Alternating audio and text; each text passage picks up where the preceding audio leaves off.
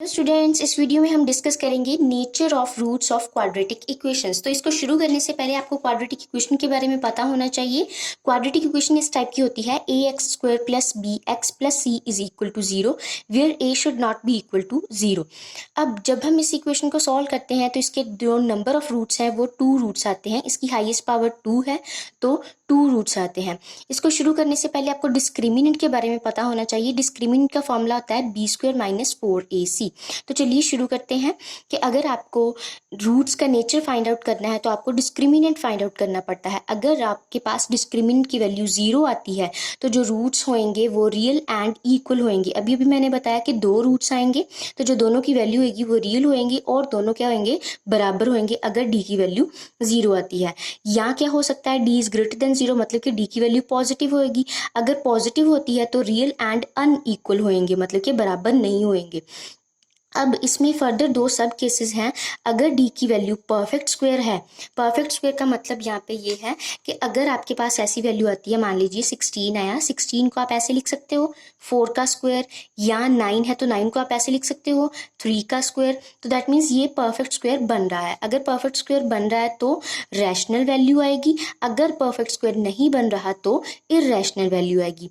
तीसरा केस क्या हो सकता है, यहाँ डी की वैल्यू क्या हो सकती है, लेस देन 0। अगर डी की वैल्यू लेस देन 0 आती है तो जो रूट्स का नेचर है वो इमेजिनरी होएगा।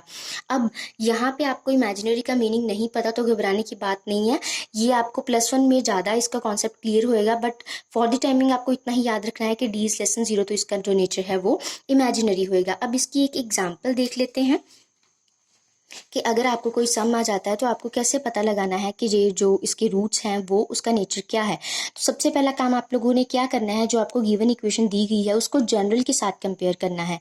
जनरल इक्वेशन मैंने आपको अभी भी बताई थी, a x square plus b x plus सी।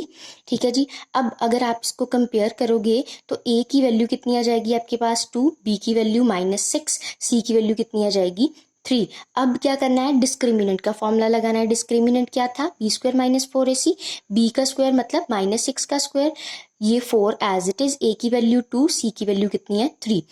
6 का स्क्वायर किया आपके पास आ गया 36, इन तीनों को सॉल्व किया आ गया 24, माइनस किया आ गया 12, 12 विच इज ग्रेटर देन 0। अगर ग्रेटर देन 0 आता है तो हमने अभी भी देखा कि ग्रेटर देन 0 जब होता है तो रियल एंड अनइक्वल होते हैं। अब अगर और डेप्थ में जाएं तो मैंने बोला था कि अगर परफेक्ट स्क्वायर है तो रैशनल, अगर परफेक्ट स्क्वायर नहीं है तो इररेशनल। अब ये चेक कीजिए कि यहाँ जो 12 हमारे पास आया वो परफेक्ट स्क्वायर है, मतलब कि कोई नंबर ऐसा है जिसको आप स्क्वायर करो आपके पास 12 आ जाए, नहीं, ऐसा नंबर नहीं है। तो इस केस में फिर कौन सा नेचर होएगा, इररेशनल होएगा। ठीक है जी। तो यहाँ पे आप क्या लिखोगे, therefore d is greater than 0, therefore roots are real and unequal। unequal या distinct एक ही बात है। और ब्रैकेट में मैंने लिखा है कि इसका नेचर जो होएगा वो और क्या होएगा कि irrational होंगे। ठीक है जी। If you like this video please hit the like button and subscribe to my channel.